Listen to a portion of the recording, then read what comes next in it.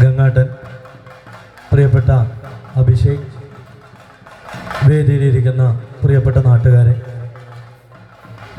പവിത്രമായ ഈ ക്ഷേത്രത്തിൻ്റെ തിരുമുറ്റത്ത് ഇത്തരത്തിലൊരു പരിപാടി സംഘടിപ്പിച്ച വായനശാലയുടെ പരിസരത്തുള്ള ഒരു പറ്റം ചെറുപ്പക്കാരെ, 2-3 ആളുകളുടെ മനസ്സിലുദിച്ച ഒരാശയമാണ് ഇന്ന് ഇത്രയും ഗംഭീരമായ ഒരു വേദിയിൽ വലിയ ജനാവലിയുടെ സാന്നിധ്യത്തിൽ നടക്കാൻ പോകുന്നത്. അതുകൊണ്ട് തന്നെ വായനശാലയുടെ പരിസരത്ത് എല്ലാ പരിപാടികളും സംഘടിപ്പിച്ച് അതിനെ ഏറ്റവും ഉന്നതമായ വിജയമാക്കി തീർത്തുകൊണ്ടിരിക്കുന്ന മുഴുവൻ കൂട്ടുകാരെയും ആദ്യമായി അഭിവാദ്യം ചെയ്യുകയാണ്.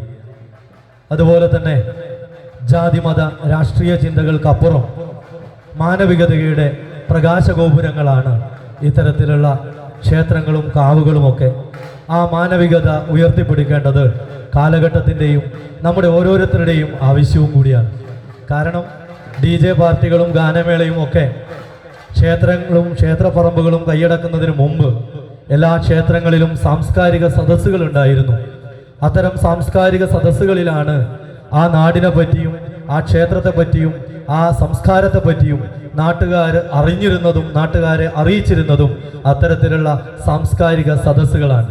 അപ്പോൾ സ്വാഭാവികമായും ഈ ഒരു ഗാനമേള പരിപാടി തുടങ്ങുന്നതിന് മുമ്പ് ഇത്തരത്തിലൊരു ആശംസ എന്നുള്ള രൂപത്തിലെങ്കിലും 2 വാക്ക് സംസാരിക്കാൻ അവസരമൊരുക്കിയതിനും ആദ്യമേ നന്ദി പറയുകയാണ്. അതുപോലെ തന്നെ ഈ പ്രദേശത്തിന് മാത്രം കാണുന്ന, നമ്മുടെ മലയാളികളിൽ മാത്രം കാണുന്ന മനോഹരമായ സൗന്ദര്യവും കൂടി ഈ പ്രദേശത്തുണ്ട്. എന്നെ സംബന്ധിച്ചിടത്തോളം എന്നെ ഏറ്റവും സന്തോഷിപ്പിക്കുന്ന ഒരു കാര്യമെന്ന് പറയുന്നത്, കഴിഞ്ഞ 2-3 വർഷമായി ഇവിടെ നടക്കുന്ന താലപ്പൊലി ഘോഷയാത്ര, നാളെയാണ് താലപ്പൊലി ഘോഷയാത്ര ഇവിടെ നടക്കാൻ പോകുന്നത്. എന്നെ സംബന്ധിച്ചിടത്തോളം മാനസികമായി ഏറ്റവും സന്തോഷിപ്പിച്ച ഒരു കാര്യം, ഞാൻ നേരത്തെ സജീവാട്ടനുമായി സംസാരിച്ചിരുന്നു. ആ ഘോഷയാത്ര നടക്കുമ്പോൾ അതിൻ്റെ നേതൃനിരയിൽ, അതിൻ്റെ മുന്നിൽ ഘോഷയാത്രയെ നിയന്ത്രിച്ചുകൊണ്ട് ഇതിൻ്റെ പരിസരത്തുള്ള പ്രിയപ്പെട്ട സുഹൃത്ത് സമാലിനെ കാണുമ്പോൾ അതാണ് നമ്മുടെ നാട്ടിൻ്റെ സൗന്ദര്യം, അതാണ് നമ്മുടെ നാട്ടിൻ്റെ മാനവികത എന്ന് ഈ വേദിയിൽ നിന്ന് പറഞ്ഞിട്ടില്ലെങ്കിൽ മറ്റൊരു വേദി അതിനില്ല. കാരണം അത്തരത്തിലുള്ള ആളുകളുടെ, പ്രത്യേകിച്ചും സമാലിനെ പോലുള്ള പ്രിയപ്പെട്ട സുഹൃത്തുക്കളെ എത്ര അഭിനന്ദിച്ചാലും മതി വരില്ല. കാരണം ജാതിയുടെയും മതത്തിൻ്റെയും വേലികെട്ടുകൾക്കപ്പുറം നാട്ടിലെ ഒരു ഘോഷം, അതുപോലെ തന്നെ ദൈവികമായ ഒരിടത്തിൽ കൂടിച്ചേരുകയും തൻ്റെ മനസ്സും ശരീരവും പ്രയത്നവും ആ കൂട്ടായ്മയുടെ കൂടെ ചെലവഴിക്കുകയും ചെയ്യുമ്പോൾ ഈ വേദിയിൽ വെച്ച് അദ്ദേഹത്തെ ഒന്ന് അഭിനന്ദിച്ചിട്ടില്ലെങ്കിൽ അത് മോശമായി പോകും എന്നുള്ളത് കൊണ്ടാണ് ഓർത്തെടുത്തുകൊണ്ട് ഞാൻ ഈ വേദിയിൽ വെച്ച് ആ കാര്യം സൂചിപ്പിച്ചിട്ടുള്ളത്. എന്ത് തന്നെയായാലും പ്രിയപ്പെട്ടവരെ, നമ്മുടെ നാട്ടിൽ നിലനിൽക്കുന്ന ഒരു സൗന്ദര്യം എന്ന് പറയുന്നത് തന്നെ ഈ സൗഹൃദവും സ്നേഹവും കൂട്ടായ്മയുമാണ്.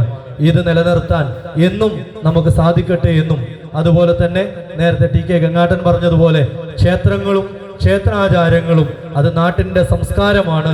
അതെല്ലാവരും ഹൃദയത്തോട് ചേർത്തുകൊണ്ട് ഇത്തരത്തിലുള്ള മറ്റ് വേർതിരിവുകളൊക്കെ മാറ്റിവെച്ചുകൊണ്ട്, രാഷ്ട്രീയമായ ചിന്തകൾ മാറ്റിവെച്ചുകൊണ്ട് അതിനെ ഏറ്റവും ഭംഗിയായി നടത്താൻ ഓരോരുത്തരും ആത്മസമർപ്പണം ചെയ്യുക എന്ന് മാത്രം പറഞ്ഞുകൊണ്ട് ഈ പരിപാടിക്ക് എല്ലാവിധ ആശംസകളും നേർന്നുകൊണ്ട് മാണിക്കാംപൊയിൽ ക്ഷേത്രത്തിൻ്റെ പവിത്രമായ ഈ ഭൂമിയിൽ ഇനിയുള്ള 2 ദിവസവും മഹത്തായ ആ മഹോത്സവം വളരെ ഭംഗിയായി നടക്കട്ടെ എന്ന് ഹൃദയംഗമായി ആശംസിച്ചുകൊണ്ട്, ഗാനമേള കേൾക്കാൻ വന്നിരിക്കുന്ന നിങ്ങൾ ഓരോരുത്തരോടും ഇനിയും സംസാരിച്ചാൽ അത് അനൗചിത്യമായി പോകും എന്ന് സൂചിപ്പിച്ചുകൊണ്ട് നിങ്ങൾക്കേവർക്കും സ്നേഹാഭിവാദ്യങ്ങൾ നേർന്നുകൊണ്ട് ഞാൻ എൻ്റെ വാക്കുകൾ നിർത്തുന്നു. അഭിവാദ്യങ്ങൾ.